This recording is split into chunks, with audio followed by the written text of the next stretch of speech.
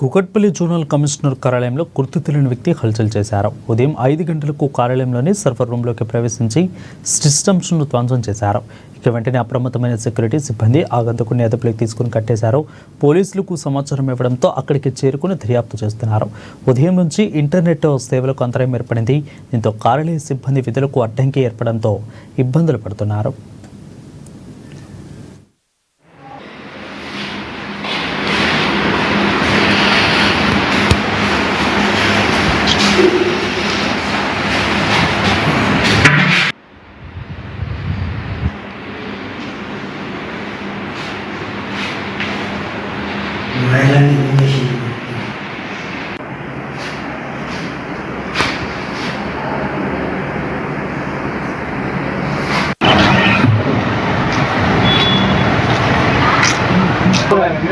లేవు చెప్పులు కూడా లేవండి.